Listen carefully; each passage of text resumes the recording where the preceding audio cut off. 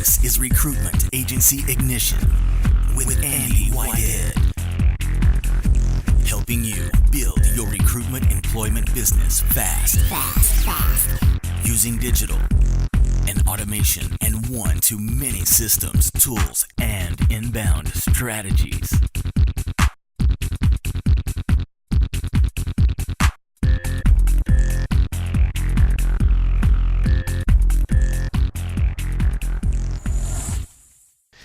Hey guys, so on today's call, I've got Jamie Town, and on the screen now you can see a couple of excerpts. So Jamie's been inside the inner circle now for, how long is it, Jamie? 4 or 5 months? Yeah, 4 or 5 months now, Andy. Yep. 4 or 5 months. So the reason why Jamie's here is, as you can see on the screen, he's focused on the temp marketplace, and I'll give you a couple of seconds to read this, but 2 things stand out.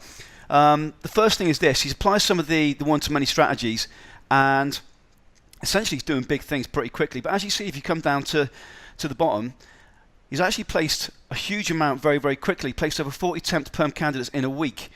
And how he's done this is pretty cool, bringing together a couple of strategies. But Jamie's on the call because A, he's moving quickly, B, he's taking just a couple of strategies and replicating them, and C, this stuff works in the temp market as well as the perm market. So with that said, Jamie, I thought what we'd do is we just spend 20 minutes or so just chatting through what you've done, where you've been. Sure. So really your story. So you can't see it at the moment, Jamie, but what I've got on my screen is my iPad. So you know how much I love frameworks. So what I'm going to do as we go through is I'm going to be drawing out what you're sharing with us. So first off, Jamie, how about you just take us through who you are, a bit of background about yourself.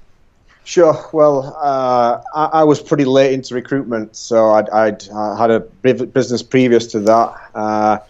In the mid-2000s, I had outbound call centers when the mobile phone industry really took off, when camera phones started, and business was great, quickly grew. And by the end of 2007, 2008, the legislation had changed in terms of using distance zones for mobile phones, so we literally had a slow exit from that business, and I took 2 or 3 years out. Didn't do anything really, realistically, just lived a nice life. Fast forward to kind of 2011, I was approached by a gentleman who used to be my accountant for my first company, and he's an accountant, sort of corporate financer, so he restructures business which are struggling. He had a recruitment agency over in sunny Barnsley, it had problems, it had issues. He said, "Jamie, can you do me a favour? Can you go and have a look at this company?" That was me. Off I went. So I had a look at this company, told him it was a bit of a mess and needed a lot of work doing. And that was the start of Clarico back in December 2012. And over the last 5 years, through our own growth in terms of traditional sales and 2 or 3 acquisitions, the business has grown from probably $1 million turnover in its first year to probably this year we probably do between 8 and 10 million. So it's had good growth. But within that, we've never really realized profits through our acquisitions. It's been a very painful growth. Yep. Because we've literally had to fight fires through that period. You bring new people into the business who kind of don't believe in what your kind of way of doing things, and it's just been a struggle. That's where we got to kind of the beginning of this year, is that we've grown at a really good rate, but we weren't realizing profits. So of course, as a business owner, that can be quite frustrating. Yep. The tech market is difficult. It's a difficult industry to be in. So I suppose at the beginning of this year, I was kind of looking for other things to do with the business. Got it. So when we if we backtrack to when we sort of got together, just before we got together, so maybe a month before, what was going on in your world then? What was sort of the three key challenges, pain points, or the 3 key things you were looking for at that time? What was going on that made you come to us? Well, I'd done a relaunch in effect in terms of setting out the objectives of the business for this year, in terms of how we wanted to recruit. Placed a lot of emphasis on how we better interacted with candidates because I could see that the market's shifting. You know, the methodology applied to permanent recruitment in terms of valuing the candidate is often lost on temporary and contract recruitment because it's the seed is expendable. You know, it's an unlimited resource. And with obviously the impact of Brexit and declining numbers of workers, I knew that we had to do more to kind of keep our temporary workers and our contract workers engaged and with us, because the cost to recruit is getting higher. It's more expensive. Advertising is going up. You know, it's more competitive. So you're better to recruit once than recruit twice, 3 times, 4 times for your role. So I was looking. I knew that I had to change. So I started doing quite a lot of, I don't know, call it research or just, you know, out of work. So I'd take the dog for a walk, and I was listening to some of your podcasts. The Recruitment Employment Confederation, sorry for plugging them on here, Andy, but they were doing something called a Scale Up Live project over a period of time, where they got kind of some of the UK's recruitment leaders to do kind of 1-hour kind of talks and kind of to see where they thought the industry was going to go. So you take all that information on board, and then I suppose you start to formulate and think, right, you know, we can't just keep doing the same as everybody else. You know, we're not going to survive. You know, for an agency like ours, we're always at the risk of getting gobbled up by one of the big players, one of the big high street brands. You know, they will see us and think, oh, well, they've got a good business in that area. Let's just go and buy them up. And the reality is, at the time, I was just a third shareholder in the business. So I thought I need to do something to protect us as a business and just change the way we do things. Got it. So that time then, there was a case of with the onset of Brexit and the competitive nature of your industry then, particularly where you are, there was a need to change. Hence, yes. So when you had that need to make that change, what was going on? What was the? I know when you and I spoke previously, there were a few key drivers that made you think, this is what I need to change. This is why I need to change. So, you know, one of the things I remember you saying you were doing was driving up and down, you know, the country, kind of clean yourself. Yeah, we had our network of branches. We have 2 in the north of England, 3 in the north of England, and we have 3 down south. And I'm based up north in Wigan, so I was regularly doing the drive down the M6, which, you know, I know you have listeners overseas, but the M6 at the best of times is not the best motorway in England. And my day would be leaving the house at kind of 4:30 in the morning, 3 or 4 hours of driving to get through Birmingham, down south to maybe Swindon or Bristol, 3 or 4 hours worth of, you know, meetings with clients or with consultants, back up in the car. You know, on the way back, it's always worse coming back for some reason, 4 or 5 hours. So you're talking 16 hours days, 8 of those in a car, and not really achieving anything, because you know, I mentioned this in a previous call, is that if you're only you're in effect working part-time because you're sat in a car travelling down there. Yes, you can take calls in the cars. Yes, you can go and spend time one-to-one, because I believe that one-to-one is always the best way of doing business. We can have all these strategies, but the reality is to get in front of someone, have a face-to-face conversation, or with a member of staff, always, you know, is the best way to do things. And the biggest frustration for me is that every time I went down there, realistically, you're doing firefighting. You know, what problems do you have? You know, not enough this, not enough clients, not enough candidates. You know, tried this, not working. So you give your consultants your ideas. You'll redefine the service with clients. But by the time you then drive back up, you then go to another site, that message is lost, because, you know, shit happens, doesn't it? Things change. You know, another problem arises, and then it's maybe another week or 2 before you get back down in front of that person, that client again. And I just felt down, and I mentioned this before, is that I'd been I as a business owner, had been diluted so much that I was having no impact in the organisation whatsoever, nothing at all. And the days, the months, the weeks were drifting by. Now, when you can see you're having steady growth, that looks okay, but I knew we could do more. I knew there was something more to this. I knew that we could be more profitable. We could be a better place for our consultants to work. We could be a better place for people to come and work for us in terms of our clients. So I think I sat down and I said to myself, I don't think all 3 key components for me are not working, in that my public staff are not happy because they're not getting the support that they want. our temporary workers are probably not as happy as contractors are not as happy as that they could be, because we're probably not making sure that the environment they're going to work in is as good as it could be. And number three, as a shareholder, I suppose, is that I'm not happy because I'm not getting enough profits, so I'm not getting enough time. So really, all three of our kind of cornerstones were not as they should be. Got it. So really, we've got, just so you know, I'm taking down what you're saying in note form as you're sharing this. So what I've got then, really, at the time there was a need where you had relaunched, and we know there's economy constraints like Brexit, etc., but in terms of you personally then, this one-to-one time of travelling up and down the M6, yeah, been there, done that. That was diluting your day. So really, what I picked up from that is your role as a business owner, something we push so hard. Really, you're not a recruiter, you're a business owner, and that's what allows you to scale. So that had been diluted. Secondly, the fact that you're firefighting every day and in this survival mode, it's impacting your profits because you're not working strategically. Yeah. And then you've referenced the three pillars in terms of staff, yourself, and actually the contractors. All three of those actual relationships and performance indicators are not to the extent they should be, which goes back to your role in the business. Okay, so there's a bit going on before you came to us. So let's do this then. Take us through, because I say when I went back, if I go back to this, the screenshot showing just two of your posts inside our group, 40 temp perm candidates in a week, and you're using a couple of inbound strategies and you've niched them together, which is great. Just take us through, if you could, maybe just pick out three big, three parts of this. I know there's hundreds of different things we do and strategies, but maybe the three the core that made a big difference to you so far, Jamie. Well, I think what will be helpful for people is that when I came to first join with you, Andy, I was going to push through perm recruitment and use all the strategies that you did, and that's what we started off doing. We actually have that model set up, ready to go in terms of there's a website built for a perm division of our business, and there is a data set built for that. But I quickly realised that there's a lot of what I was seeing could be kind of reverse engineered into the temporary and contract business. Yep.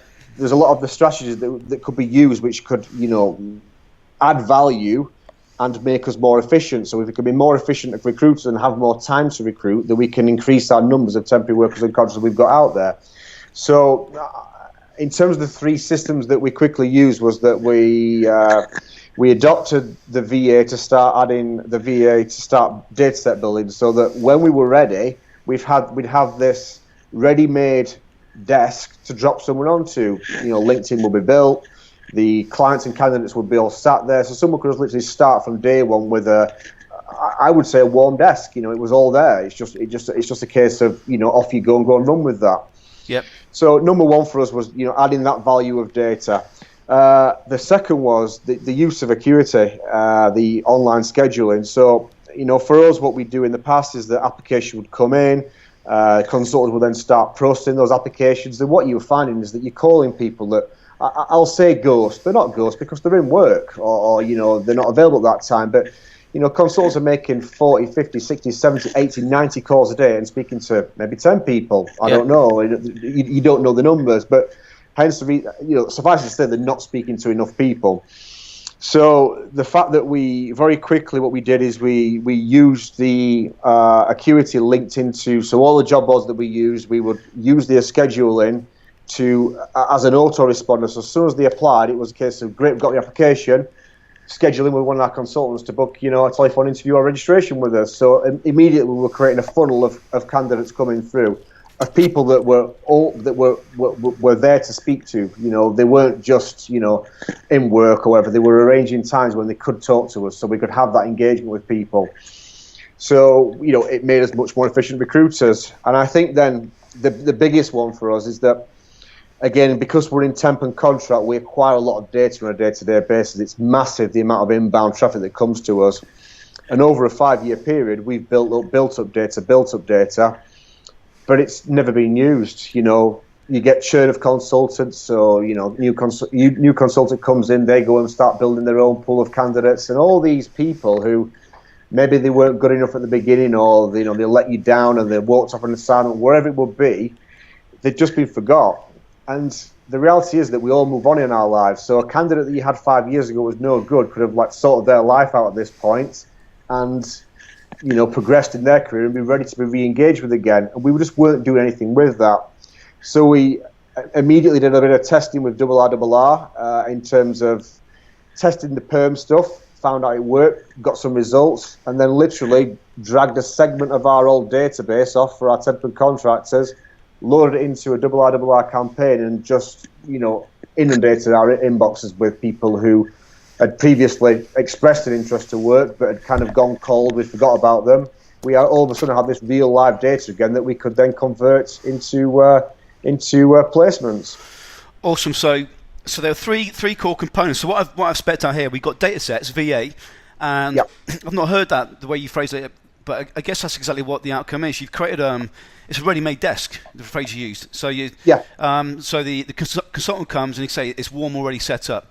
Love that. So from the meeting, the inbound. So this is just for those guys who are listening. So as opposed to, say, Jamie making 90 calls a day and getting through to 10, it's a case of there's 40 guys booked into your calendar, et cetera, et cetera. So they're actually booked into your calendar. In RRR, so that's both had traction in the perm and the temp side, is it? Yeah, absolutely. Okay.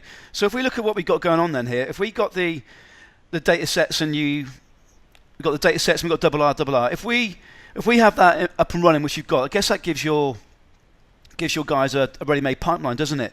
And if we got RRR running and it's converting, and we got the meetings happening every day, I guess that's giving your guys, the consultants, sort of certainty, but also start enjoying the role again, as opposed to making shitty calls.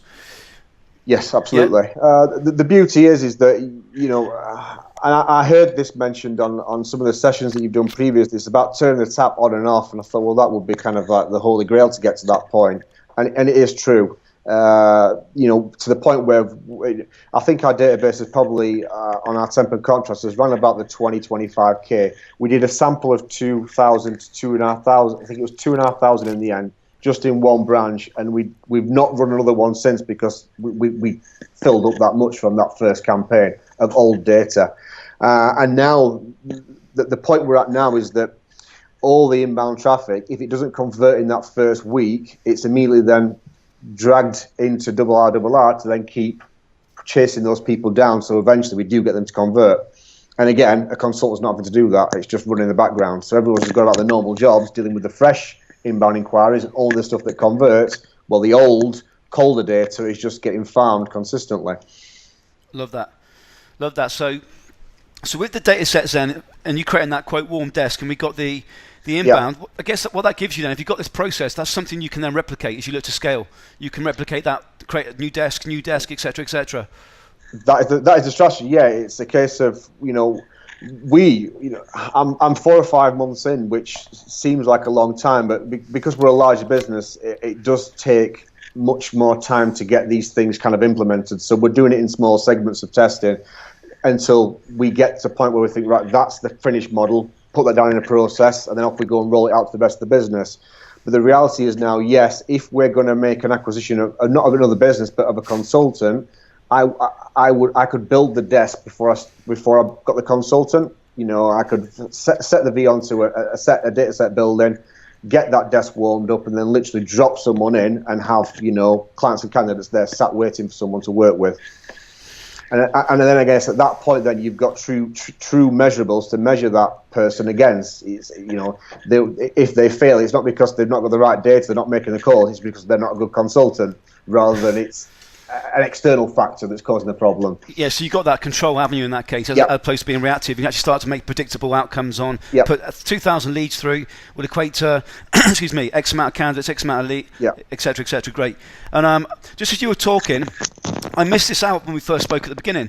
One post you put inside the Facebook group was when you applied one of the strategies, you added an extra 40K per week. That's right, wasn't it? Yeah. Yep. Okay, cool. So as you were speaking, I just thought, my mind just went ping. Okay, awesome. So really, in summary then, out of these, if you could summarize the key outcome or outcomes maybe into, I don't know, four key outcomes, and maybe the guys on the call, the business owners, maybe not be a 10 million yet, but there might be some of the call who are doing 20, 30 million. But for you and your business now, what are the sort of the four key outcomes that you would say have been the biggest benefits so far? Well, I think number one for me is, we all, as a business owner, you should know that the value of your business is in the data that you're going to build and what you do with that data. But if you don't put process in place to manage that big data that's coming through, then it's worthless, and you end up wasting that data. So it's about how you manage that. So that was the key thing for us in terms of that.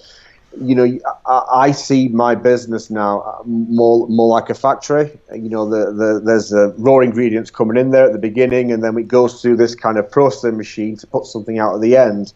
And then is that I suppose that there is a different way to do these things, and is that it's very easy as a business owner to think that you know best. I've worked in recruitment 10 years. I know it all. It's ridiculous. It changes, and you need to accept that whatever you did last year wasn't good enough. It needs to be better than it was last year. So it's about opening up your mind to different things, and I suppose being in an environment where ideas can be banded about. As I said on our previous calls, Andy, you don't have all the answers, neither do I. But if you've got other people who are figuring this thing out together, it adds more value, because in effect what you've got with the inner circle is you've got 60, 70, 80, 90 directors in recruitment who have all got ideas about what they can work in recruitment. So even if 10% that's good, if you take 10% from each idea and put that together, you've got something you can run with. That's exactly it. Funny enough, when we were in London, hopefully Jamie comes to London next month. I'll try. Yeah, do that.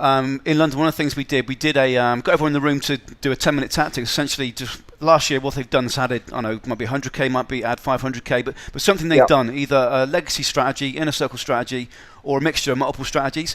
And what came out of that was even more powerful than the new stuff we created.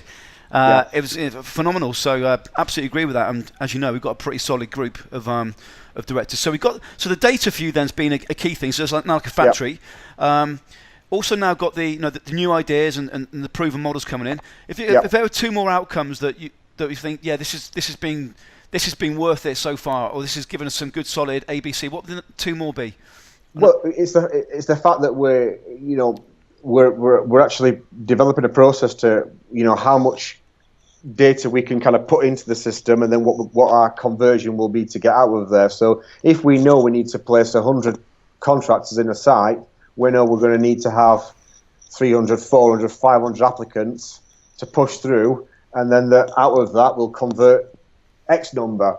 Now, we're only in the early stage of testing, but I mentioned on the Inner Circle Facebook page that we took on a new contract. It's big numbers. It's a massive site in terms of what it could be worth to us, and in that type of contract, that type of volume, you can very easily fail. If you don't get your numbers there, and your client orders 30, you deliver 10, you're only going to get away with that once or twice, and then bump second agencies in there taking the work that you should have had. Yep. So it's being able to confidently predict that yes, we can meet that requirement. We can consistently meet that requirement because we have a model which will convert people, will bring people into the business. We can spend that much in advertising. We can do this, put that into the system. The consultants will only be speaking to and registering people who are actually available, rather than ones who are just sending a CV for the sake of it. Yeah, I've actually written that down. Actually, you can predict. So that's exactly where we want to get. So each month we do a 30-day plan for the next 30 days, and as it's called, a 30-day plan. But where we want you to get is be able to actually predict what your metrics are going to be, i.e. X amount of leads in, and if it's linear, X amount of revenue for you in turn profit. So the process, if there's one final one, and I'm pushing you now, if there's one final one, what would it be? Well, I think as part of this process, what it's done is it's allowed me to reevaluate the business. So rather than we're cutting the fat. Is that a good way of saying it? Yep. We are cutting the fat right now, in that we're looking to do. Yeah, we're streamlining. We're looking to do more with less.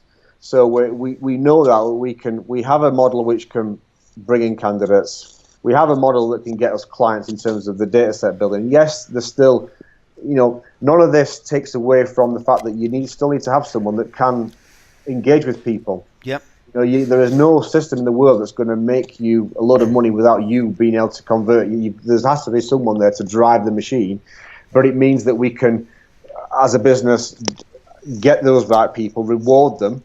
So we're looking to put bonus packages on there which far outweigh any other industrial recruitment consultant, because we know we can handle more work as a business. We can have more temporary workers. We have more contractors.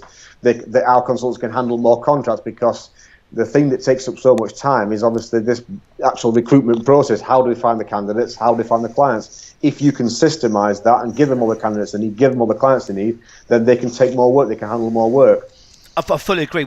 It was yourself who said this, Jamie, about the vision is. I know you started to tiptoe into this now, but have the systems off site. VA world. So we got the data, we got the lead generation, we got the inbound, then we got the consultants dealing with what comes in. That model is so scalable. So your staff that you're going to pay the bigger sums to are going to be those who are dealing with inbound leads. So you don't. It's a whole 360 recruitment. I think it's such a bullshit term. It's crazy. But the factory phrase you've used just amplifies. That's the way this business has to go. I think there'll be so many businesses going out of business in the next few years because of the old model. Okay, awesome. So we got the whole reevaluation of the business. So the data side of things. So now you created this factory approach. If I may, I might copyright that. Sure. It's taken the ideas from the other 90 directors plus. We got the developing the metrics, love that, the predictability. So that's exactly where we want to be, so we can predict the next 30, 90 days. And then actually reevaluation of the business, cutting the fat back. Right then, so let's do this just very quickly. So one of our members said, and I mentioned to you previously, Kate said before she saw me, she thought I was a second-hand car salesman. That's what I look like. Before you joined us, what was going through your head in terms of this sounds like bullshit, it's too good to be true, or this stuff doesn't exist? What was sort of going through your mind when this? Because I know you sent us an email, but what was going through your mind, and what will someone else watching this now think in their head to stop them thinking, does this stuff really work? Well, I think, as I mentioned to you off air, I have sold cars in a previous life, so that wouldn't be an insult to me. It was good schooling for me. But I think you have to be open. There's a lot of ego around in recruitment. I'm the best, I'm this, I'm that, I've got my own business, I know best. So you've just got to cut that crap out immediately and be open to things and be willing to try something, because if you don't, if you stick just doing the same things you've always done, the results will always be the same. I know that's very cliche to say that, but it's so true. And whatever we're doing this year, Andy, won't be good enough next year. That's the truth of it. You'll have to evolve. Absolutely. So I suppose rather than hesitating to kind of make those make that leap of faith, you should never stop evaluating your business and trying to do something better. So do your research, look what's out there, and give things a go. It's the reality is in terms of the price you pay for it against what you can spend on, job board advertising for a month. It's a no-brainer for me. It really is. And in terms of in a circle, we've already got three sort of sets of individuals. We've got those who are doing the getting up to sort of start up, sort of $500,000 and $500,000 to sort of 1.5, and then there's those who are getting where you guys are, sort of thing. But there's similar strategies, but there's always a different integrated strategy for each business. Yeah. If looking at in fact, who do you think this would suit then? Who do you think, so watching this now, who do you think this program would suit? Well, I think, Andy, even if you're an established business, a new desk is a new startup. You're going to go out there and engage with new clients. You're going to engage with new clients, and that's how that is delivered out there, and how that then turns into money is entirely on the system that you use and the type of person you put on that desk in terms of how they're going to represent your company. So even if you're an existing business and you're thinking, right, I'm going to go to a new niche, it's worth the value. It can work that way. If you're just starting out in recruitment, to have the amount of content dropped on your lap, I mean, just the LinkedIn stuff alone, in terms of linking back to the VA, there's so much value in there. That stuff takes years to build up those things, and and if you do it yourself, you're then having to go and test it yourself. So you could be 2 or 3 years, in a learning experience, rather than actually having that handed to you on a plate and being able to feedback whether it works or whether it doesn't work. So for me, it works on all ends, but the reality is, to make any of this work, is that the leadership, the consultant, the person engaging it has to be open. You have to drop you as a business owner out of it and just say, right, there's all these things here, let's give it a go, let's try these things and find what works for you. There is no definitive answer that's going to make you £1 million, £2 million. You've just got to take elements of it and apply it to your business in what suits you best. Awesome. That being open is key, innit? I fully agree with you. Once we speak to someone, it's not a case of more education. There's so much out there you can educate yourself on. Yeah. In terms of your next steps then? What do you think is going to happen in the next year? So you're always reevaluating. What's your next year look like for you? Well, I mean, we're going through. I'm going through a bit of a difficult patch at the moment because I'm buying out the 2 other shareholders. So in the next couple of weeks, I will be sailing my own ship completely on my own. So I think we're going to continue the reprofiling, and the hope is that we'll get the temp and contract business nailed down. Yep. And in a position where the people who are running those desks for us are, in effect, going to be the next business leaders of Clarico. We're going to give them the opportunity to build their own sector, their own patch, bring their own teams in.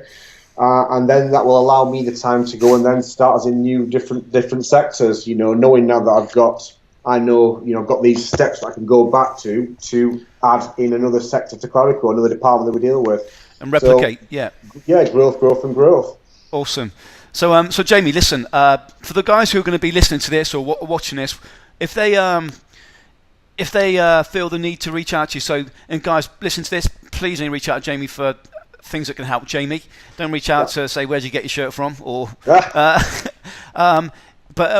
if they want to get in contact with you, what's the best way, Jamie?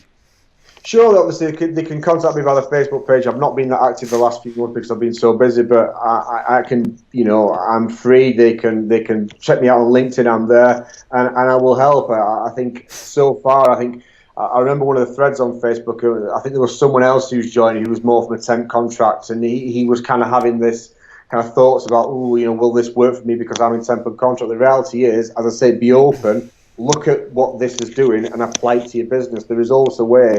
The methodology used in perm recruitment, you can just apply that to temp recruitment. It's the same. It's just people to people. Exactly. How to do that, it doesn't make no difference. Awesome. Well, Jamie, listen, thanks for taking the time to do that. Really appreciate no problem. You doing that. And I'll see you inside the group. Certainly will. Cheers, Jamie. Bye-bye.